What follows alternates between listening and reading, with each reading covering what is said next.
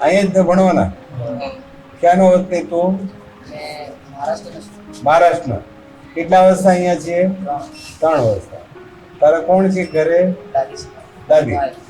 એ શું કરે છે? અચ્છા. તું ક્યાંનો છે? અમદાવાદ. કોણ છે ત્યાં? મમ્મી. એ કેટલા વર્ષના છે? 6 વર્ષના.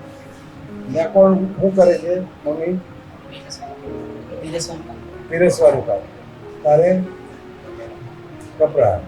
કેટલા વર્ષ અહીંયા છે? 2 વર્ષ. ત્યાં શું કરે મમ્મી? મમ્મી છે કે નથી? પપ્પા? કોઈ જ નથી. તું? સુરત. શું કરે? કોણ છે? મમ્મી છે અને ભાઈ છે. શું કરે છે? ભાઈ કંપનીમાં કામ કરે. મમ્મી? મમ્મી ઘરે કામ કરે અને બહાર. કેટલા વર્ષ અહીંયા છે? 6 વર્ષ. તારે? ભરૂચ. ભરૂચ. કેટલા વર્ષ અહીંયા છે? 4. 4 વર્ષ. વચ્ચે બીમાર હતો તું? હા? મેં કોણ છે ભરૂચમાં? મમ્મી પપ્પા બંને. બંને પપ્પામાં બંને. તો કેમ અહીં આવવું પડ્યું તારે? પપ્પાને ડાયાબિટીસ છે એટલે કોઈ કામ નહીં કરે. મમ્મી કામ કરે. મમ્મી ડાયાબિટીસ, પપ્પાને ડાયાબિટીસ હોય તો કામ તો થાય, ન થાય એવું ન હોય. તો દારૂ બારૂ પીતા હશે તો? ઘરે બકરા ચરવા જાય. બકરા ચાવે. તમે ભરૂચ. શું કરો તા મમ્મી પપ્પા? મમ્મી છે કંપનીમાં છે. હા. અને બીજું કોણ છે? બેન છે. એ શું કરે? બેન લોકો ભણે છે. કેટલા વર્ષ અહીંયા છે? 4. તારે? વલસાડ. કેટલા વર્ષ અહીંયા છે? 9 વર્ષ. 9 વર્ષ. કોણ છે તારે વલસાડ? મમ્મી પપ્પા નથી. ફોઈ અને દાદી. કોઈ ને દાદી. મમ્મી પપ્પા નથી. ઓકે. તારે? ધરમપુર. હા. કેટલા વર્ષ અહીંયા છે? 9 વર્ષ. કોણ છે ત્યાં?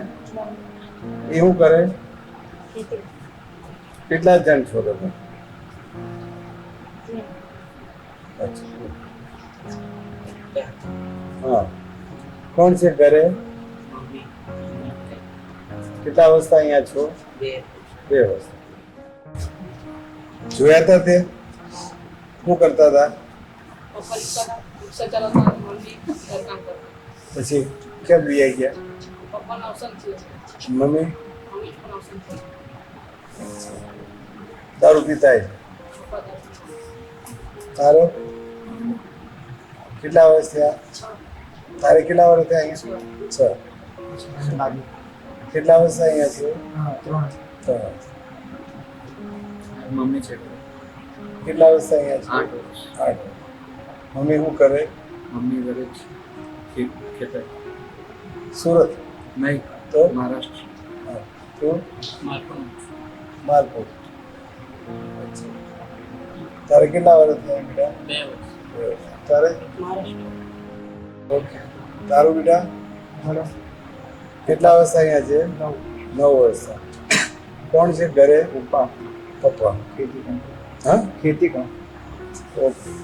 બધી વાત સાચી છે. તમે 10માં તમે પાસ થઈ જાઓ તમને અપેક્ષા છે ભગવાન તમારું મનોકામના પૂરી કરે. પ્રભુ 3 વસ્તુમાં સાંભળે. તમારામાં પ્રમાણિકતા છે, મહેનત છે, એટલે તમને ભૂખ્યા ન હુવડાવે, કંઈ ને કંઈ કામ આપી દે. પણ તમારે મહેનત નથી કરવી અને પ્રમાણિકતા નથી, કોઈના ખીચામાંથી કાઢી જ લેવું છે તો કોઈ ભગવાન આપે નહીં. એટલે મેં તમને આગળ બધું તમને સમજણ આપી છે. તમે 10ના બાળકો છો, ઓલમોસ્ટ 15-16 વર્ષના તમે થઈ ગયા, એટલે બારે બુદ્ધિ ને હોય હાન તમને આવી ગઈ. આપણી દ્રષ્ટિ, આપણું કામ કરવાનું કામ, આપણે ભણવું છે, આપણે ટોપ ઉપર જવું છે, એનું થનગનાટ હોવું જોઈએ, ચહેરા પર લાઇટ હોવી જોઈએ, અને કામ કરવાથી આપણે થાકીએ નહીં. કમાવો એ 10,000 રૂપિયા કમાવો ને એ તમને એની સુગંધ જુદી આવશે. એ પૈસાની તમને આખી આનંદ થાય, પૈસા તમને ક્યાંય ફેંકી દેવાનું મન નહીં થાય. હું તમને 10,000 રૂપિયા આપીને તો કોઈ તમને દારૂ પીવાની ઈચ્છા થાય, કોઈ તમે હોટલમાં જઈને જમવાની ઈચ્છા થાય, કોઈ તમને પિક્ચર જોવાની ઈચ્છા થાય. પણ તમે મહેનત કરેલા 10,000 રૂપિયા તમે કમાવો ને તો એ પૈસા તમે તમારી માને આપશો, તમારા માટે કોઈ સારું કપડું લેવો, તમારા કોઈને કંઈક સારું કામ કરશો અને પૈસાને તમે સાચવશો, કારણ કે તમારી પોતાની મહેનતના પૈસા છે અને તમને એ સ્કિલ મળશે, તમને પોતાને કોન્ફિડન્સ વધશે કે હું કમાઈ શકું છું, હું કામ કરી શકું છું. પણ મારા 1 મહિનો મહેનત કરી અને પૈસા કમાવા છે અને મહેનત કરીશ, મહેનત કરીને હું કરી શકું, મારી તાકાતને ઉત્પન્ન કરવી છે. આ વિઝન, આ વિચાર આગળ વધો. ઓકે બેટા.